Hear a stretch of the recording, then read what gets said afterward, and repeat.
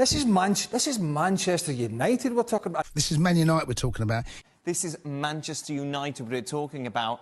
This is Manchester United we're talking about. This is Manchester United we're talking about. This is Manchester United we're talking about. This is Manchester United we're talking about. Oh, this is Manchester United we're talking about. It's Manchester United we're talking about. Manchester United we're talking about here. This is Manchester United we're talking about. This is Manchester United we're talking about. This is Manchester United we're talking about. This is Manchester United we're talking about. This is Manchester United we're talking about. This is Manchester United we're talking about. It's Man United we're talking about.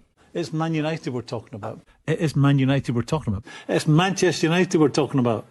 It's Man United we're talking about. This is Man United we're talking about. It's Manchester United we're talking about. Can't be fucking. It's on current wages over there, but he might have been happy with that.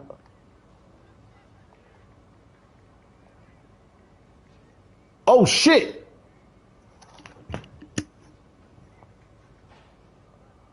Oh! What? Yo, give me one second, man! Yo, chill! What? Where you going? Relax, man, let's negotiate, man! Fucking hell! Fuck! We never negotiated it, man! We didn't even negotiate! What the hell? Yes, people, welcome back to my channel where we're going to be talking about Manchester United. My name is Cass. I was going to say Steve. Never mind. MCFC, but it's not MCFC, it's MUFC. So relax. We've got some stuff to talk about. We're going to talk about Agoume. We've had a lot of severe links, but this is not the first time we've had links to a player in Spain that got rubbished off pretty much straight away by the likes of Nathan Salt. So we kind of need a little bit more from on that front, but we'll go through it. You know how much I want Agoume. The price tag's looking very delicious, I must admit. We're going to talk about Lammens. There's a lot of talk around the goalkeeper, and if we're going to go for one goalkeeper, we know who it's going to be. It's quite obvious at this point. But are United actively searching for a keeper? There's a lot of noise around there, but I've just seen pretty much that it's not going to be the case for this window. Never say never.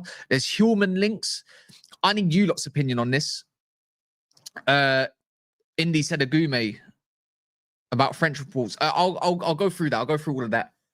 I need you lot's honest opinions on Hjulmand. You guys that watch sporting probably a lot more in depth than me. You could educate me. It'd be nice. I want to see what he's great at. I know one thing about him is that his passing range is elite, and we can also talk about Kobbie Mainoo. A lot of talks about his future, and I thought, you know what, United fans, I need a small little bit of time to have this moment. And I wonder if you lot are going to allow me to have this moment, to have this little say. Is it policing? Maybe it is. I don't know. But make sure you smash the likes. Super important. Subscribers as well. If you're brand new, you just watch this back, potentially thinking, who's this guy? You might like the way I talk. You might forget. So a quick reminder, smashing the likes does wonders. Right. I've got small issue. I've got small issue, yeah. And you probably see my tweets if you do follow me. If not, I'll remind anyone. What I don't get, yeah, is there's a lot of discourse again around Amorim. And fair enough, I suppose, because of last season. And we just played Arsenal. We was kind of expected to lose by the majority, but in the light of it all, a lot of us wanted to win. And I even said that we're 100% winning. By the grand scheme of things, it looked much better, 10 times better. It's just the question is, can we go and do it again and actually score some goals, having Sesko more fit, blah, blah, blah, blah, blah, blah, blah.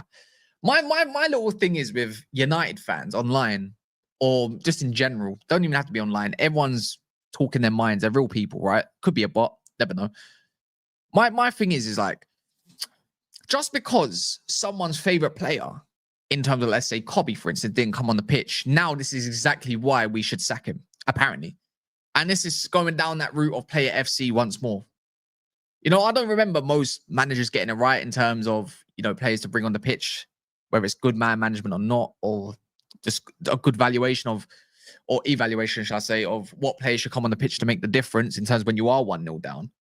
But even if you're an outer and you don't want him, I feel like any given moment to like nitpick anything to push against the manager as if like we had a choice like about putting Binder in goal. This is what I don't get.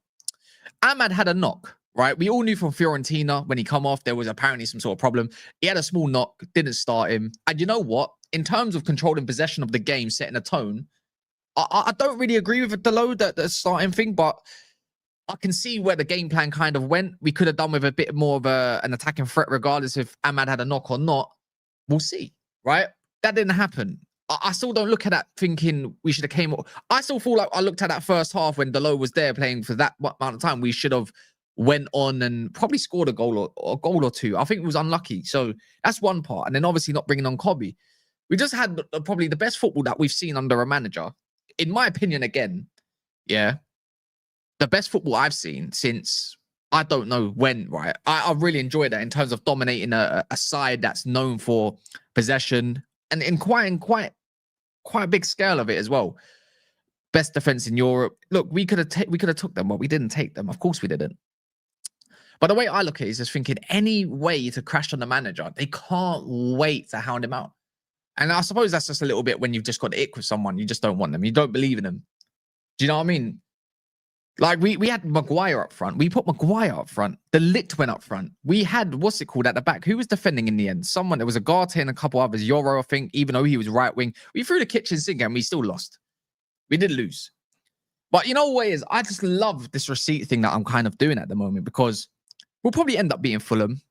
I don't know if it's going to be a nice game. They always make it difficult. And I expect to beat Burnley. And then it comes down to the Man City game. If we do win that game, it could be favourable, might not. It's something similar to how they set up against the likes of Arsenal. It's quite similar in terms of there's a lot of space in the wide department of City's back line, as we saw against Wolves. You know, you go win that, and you're going to see a lot of flip-flappers, like little flip-flops and all that business. But like, I just feel like, how can we not give it at least just that small chance, knowing how rubbish the team was? Look how different it looked when you've got Mbeumo and Cunha on the pitch. So what happens when you actually put a focal point up front in terms of like Sesko, just that at least? Do you know what I mean? Like we've had such a scrubby team. I'm still in belief, right? No matter how the season went, I think the top position we would have probably got in terms of a manager that didn't want to play 5 and all that stuff with the crap personnel, I think we'd have probably got about 11th, 12th. So it was always going to be awful when you've got a front line of Hjulmand and the likes of Garnacho. And you know what's even more mad, right? Every manager is spending money on players. Look at the amount Liverpool are playing, spending. Like they're getting like class players in pretty much all positions. Look how much City are spending to get class players in all positions, and whatnot. Reinders, etc., etc. Look what Arsenal are spending in terms of trying to get a number 9. Still need to do way more. They're kind of, I don't know. They're not really throwing a kitchen sink, I find, because they're doing a lot of squads. Even Chelsea, like every manager needs a checkbook. So this whole, we need world-class 11. Why is he not coaching? Is actually such a shit argument. Every manager needs some good players. And really and truly, this club owes us midfielders.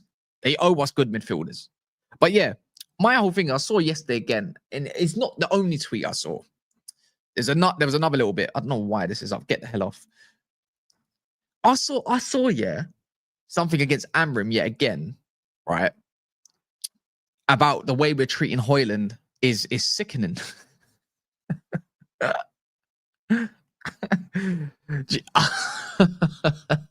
You know, when it's time to be ruthless, and we've asked this club to be ruthless, right? And when it does happen, there's still something wrong. There's still something. It's like I can't do it. I can't do it. Oh man, I find it. I think it's crazy. Brother, we're losing 3-0 at Old Trafford per game. Stop it right now. We lost to Tottenham and we lost to Tottenham 3-0, was it? And then we lost to Liverpool 3-0, was it? Straight away. I don't even know who that was at. And I think that were both at Old Trafford, if I'm correct. And then we even lost to West Ham by 3 goals. So yeah, it wasn't scraping results, but I really like the performance, and I thought I'd just mention that very briefly. So, yeah, anything to, like, don't get me wrong. The record speaks for itself. I think he's got mad losses in certain games. The percentage ain't great.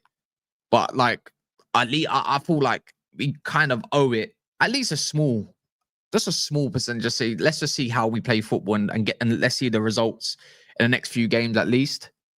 I'd say. Yeah, we lost to Bournemouth. We got, I think it was by 2. I can't really remember. So it's just, I don't know. I don't know. Some people just can't wait in it, and I think there's a lot of an agenda against a free back. You know what? Again, and this is what I don't understand. If we want to go down a tactical route, whether you lot agree or disagree, I don't really mind. It's up to you lot. But my thing is, when you play 3 at the back and fullbacks wide, I saw yesterday Zubimendi splitting in. No, the other day, like Zubimendi, and this is not known because Partey used to do it. Yes, and Rodri does it. Numerous clubs does it. They build up with 3 at the back regardless. Yeah, John Stone's going into the midfield. We've got De Ligt doing that for us, right? So technically, we're leaving 2 at the back when we really deep it, right? You even see Luke Shaw sometimes doing overlaps, and he says, "Oh, back 3's too defensive." But every single team seems to build up, right, with 3 at the back. Period. And it doesn't mean 3 defenders. It could be a midfielder and 2 defenders. I don't get it. I don't get it. It's like anything to push agendas, yeah, is crazy. I don't really care about the formation, whether it's 3 at the back or 4 at the back, because at the end, we're always leaving ourselves with 2 at the back, period, with pretty much whether it's a centre mid or someone else, there's always someone there. So you can provide overloads. So even if you want to do a tactical thing, you can provide that information and say, well, go look at Arsenal, City, Liverpool, you know, even Liverpool on the weekend when Frimpong wants to go far up and Kirkes, they're left with 2 and then there's flipping one of the midfielders dropping in between. Like, it's the same thing. It's the same thing. And then obviously the Kobe Mainu agenda kind of, like, you see what he said. If you're on the bench, you're going to come on. Don't think you're bench. You're going to come on because I think that you can make that difference. You are super sub, ultimately. We never develop young players well, and now we're at a period where we're going to get probably another good player in. We're going to have better players, and it's time to develop these 19, 20-year-olds the way they probably should, and not like shoehorn them in at any given moment. But we'll talk about that a little bit, because even I have a little bit of reserved judgment on that decision, which is probably my only criticism of Sunday. But let's talk about Agoume. Now, we've all seen the reports with Agoume. Defenders are way easier to develop, though. So I must say they're way easier. And yours, I'm not gonna lie, you spent all that money on the youngster. You better go play him. You better go play him. What was the fee for Euro? Like 55 plus 5 or something, or 6? Yeah. But yeah, let's talk about Agoume. Yeah, I'll be. Oh, let me write on here. Let me write here. See, when we were scouting, or I was like looking for different profiles and stuff, Agoume popped up. Someone mentioned him to me, and I thought, okay, let me have a little look. Whether it's by FBref stats, compilations, videos. I've watched a handful, and when I've made a handful, probably about 2 games of Sevilla last year. I don't really remember looking at Agoume like that, because Sevilla were just really that bad defensively. No matter what you've got, they were awful. Their situation is disgusting. I think they finished 17th. I think they finished 17th in La Liga. They were lucky to not even get relegated last season. But one thing that can stand out are some individuals. And you're looking at what we need. There's a couple players that do fit the mold at the moment. And I'm hoping there's more links with another one that's worth around 40 million, which is Manu Kone. Everyone knows in the last 2-3 years, or just 2.5 years, Manu Kone is someone that I would be all over if he's available.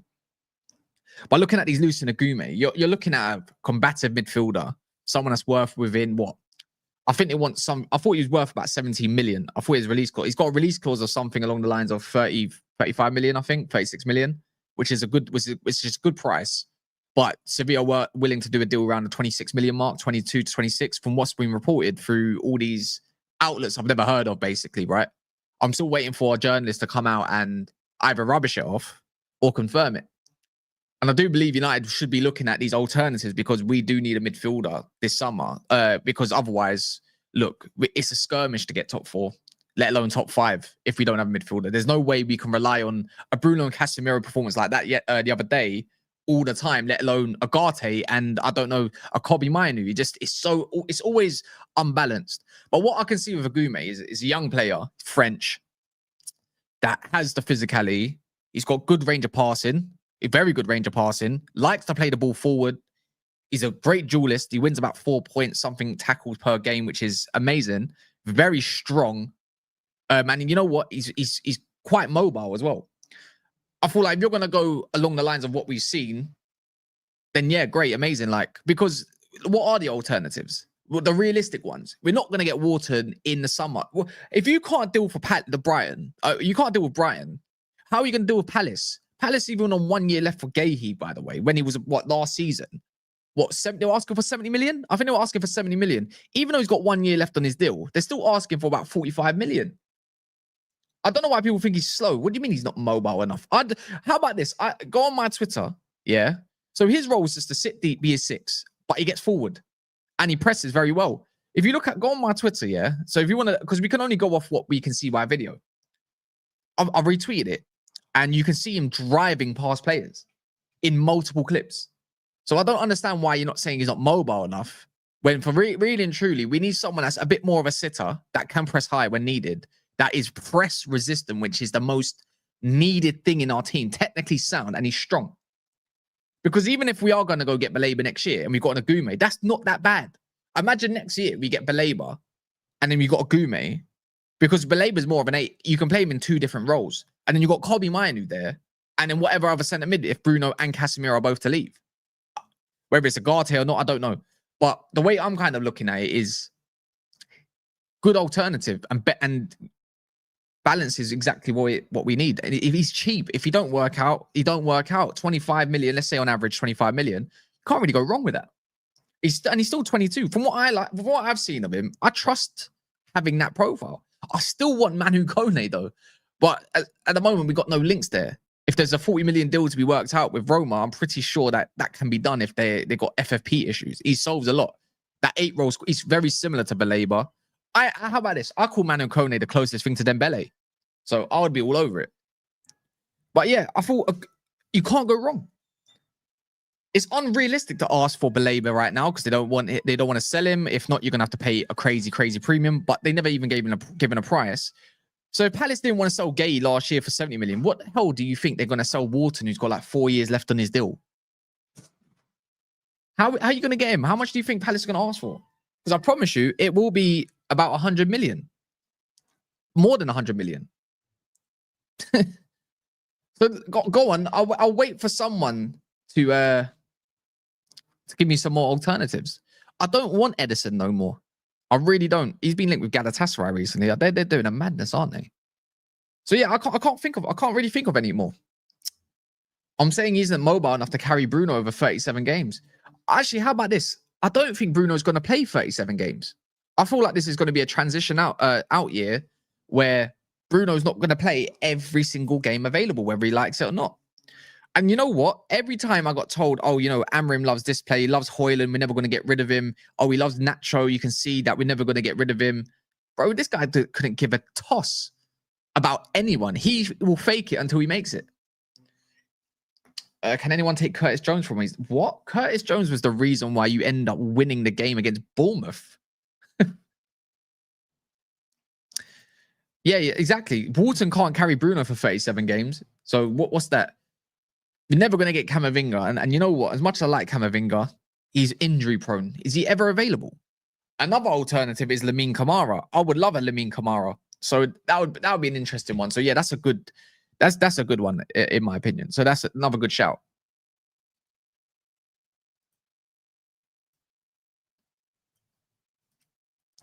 But yeah, I feel like with all these reports, no one's rubbished it off yet until someone has to. But I'm a big fan of what I've seen of Agoume. I'm willing to take that chance. I don't think it's as long as we got a midfielder. Oh, what's this?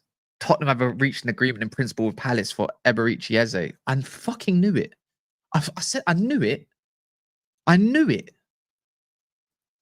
It was coming today, innit? Of course it was. Not that it really matters. What likes are on? We got 313 people in the house. Quick question. Have you subscribed? That's number one. That's numero uno kind of thing. Have you subscribed and have you liked this video? If we can get to at least 100 plus likes, I'm actually happy with that.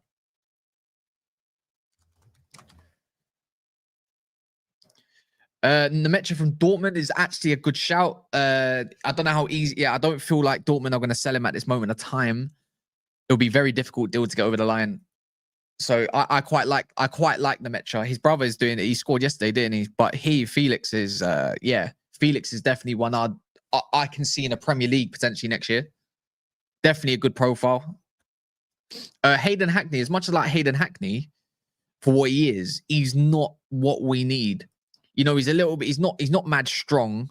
His strengths lie in up the field rather than his back down the field. You know, he's good at building up, don't get me wrong, but it's just, you need to bring him with someone.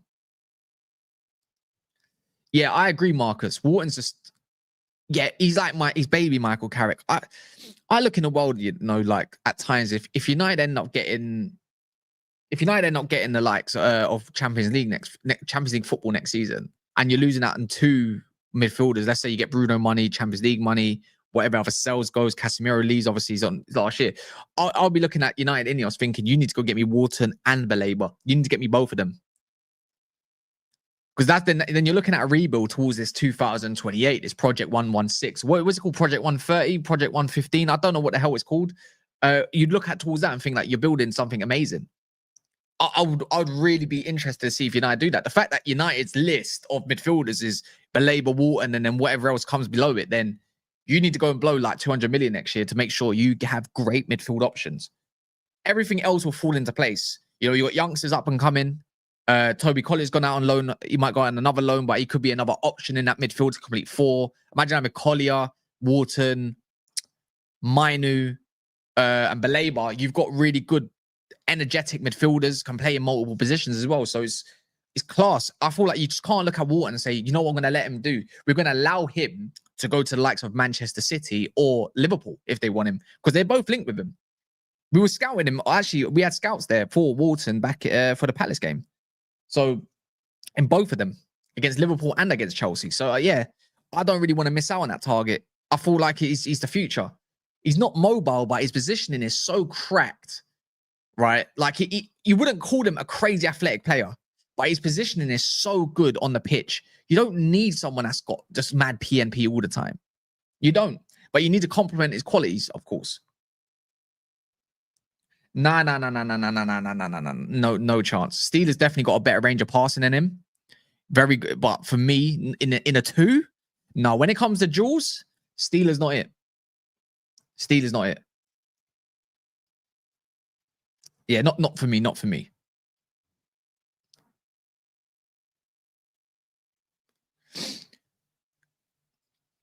Nah, Steele's not a great runner. He's not a great runner. No one can tell me otherwise either.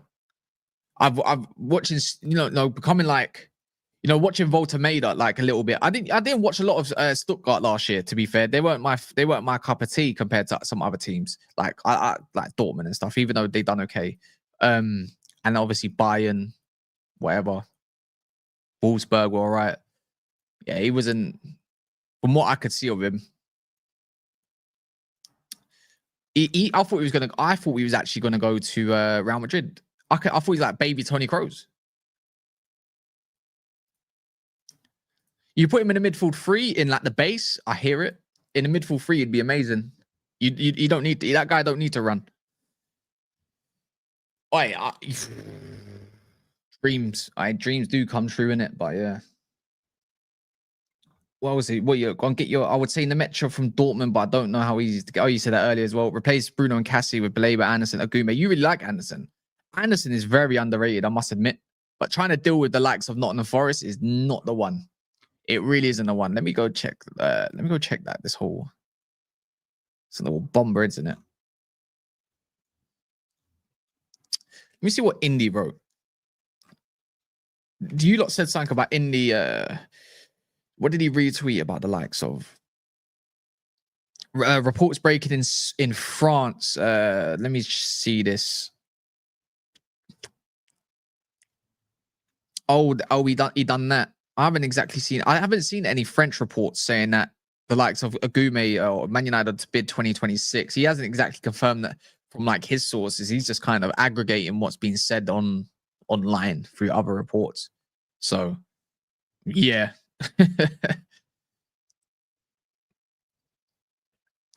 Yeah, I don't know. You know what? The last thing another thing that's kind of bugging me. It is the goalkeeping situation. Because I don't feel like we're going to easily get rid of Biyindi. Unless he's getting a run of games, I don't see how he leaves unless we gulag him. It can be done, but it's just I just don't see how quick that's going to happen. You know, Lammens is the most likely to join Manchester United, but until United, I feel like United should buy him now, put like an agreement in principle to sign him for next summer. I don't understand why we're not really going in for a goalkeeper. I don't really want more situations, and no one does. If you support United and you saw that Arsenal game, we could, if it wasn't for a goalkeeper being weak, regardless if it's an impeding foul on him or not, or Mount, you look at that and think this is where you win. This is where you win points or not.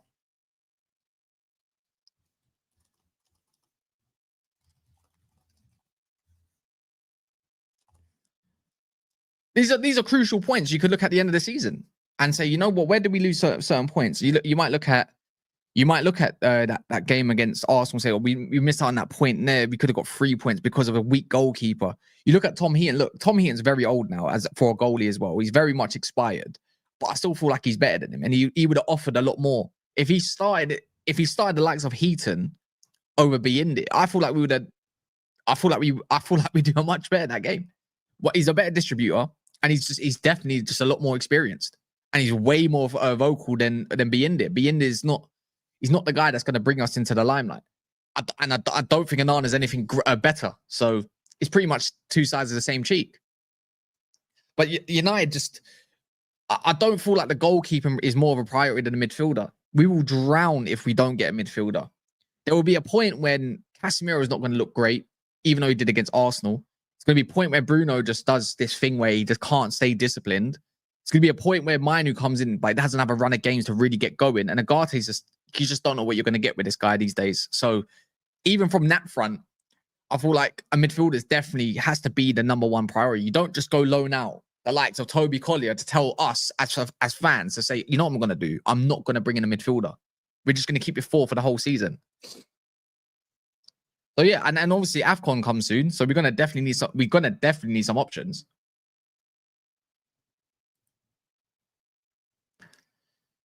Yeah, it doesn't get any mention about that. But in the same light, I saw like Shaw and whoever else, there's another player that was on the likes of David Raya. But look how strong David Raya was in that situation. And he's 6 foot. He's a lot shorter than these other goalkeepers. But he's still got a punch. So again, Lammens is, I feel like there needs to be like a deadline day situation. You know, you tell Biyindi, someone, go find another club. You just done it with Hjulmand. You just told him to go find another. Yeah, you go tell him it's time to go, man. I don't know who's going to take him. I'll be real. It'll probably be the likes of, I don't know, Turkey. But if you force a player out of the club, they will go eventually. As much as they say, no, I want to fight for my position, I want to stay, that don't matter. You just send them to the reserves. If we bought Biyindi for like, what, 5 million? I think 5 million or something stupid, something a little bit less. Who cares if you lose out on that sort of money? Just send him to the... I'd send him... How about this? Probably doesn't deserve it, but just playing in reserve games. I know, man. It's just... They do just love it over here, isn't it? They really do. And it's so annoying as well. But yeah, this Hjulmand, I definitely got one reservation about Hjulmand, right? I just don't think he's a great duelist in terms of winning his duels. I don't feel like we're going to go to Sporting and ask for him. I think he's just linked because it's an easy link. I do believe there is some sort of, there's no smoke without fire, right? But I'm not convinced by Hjulmand. You know what it is? Is it just me? But is his name a little bit too close to Hjulmand? And I don't like that. It's unfair, but it's fair game. I don't like it. You can't be called. You can't have a name close to Hjulmand and be called Hjulmand. I feel like don't be the Hjulmand of midfielders. I don't want that. He seems very press resistant, but I wouldn't say he's massively press resistant. Right? I wouldn't say he's amazing in the air as much as I thought he'd be. I wouldn't say he's super strong and physical. He's definitely got a lot of energy. And in his passing range is something that we do need, because when you do take off a Casemiro for the likes of Agate, you miss that diagonal. In my opinion, you miss that element. And Casemiro was fantastic at it on the weekend. So again, if you're going to go get one of these playmakers, I don't think Manu Kone doesn't have a great range of passing. He's just So again, you can use that within Bruno Fernandes. Manu Kone actually complements Bruno quite a lot, but so does the likes of Agoume because he's got that range. But Manu Kone is like a rash. It's impossible to get him off of you. But one thing I must say, when Manu Kone was up against the likes of Ederson schooled him. I watched Atalanta versus Roma. He got schooled. Name's too close to Hjulmand. I promise you. But people, I'm going to go on Monster's channel. This is going to be a quick live. Tomorrow we'll be doing a lot longer live. So watch out for them ones. Make sure you smash a cast raid. I'll be there in a second. We're going to probably talk about Eze and all this breaking news and whatever else. So make sure you do that for me. And yeah, love will be there in like 2 seconds.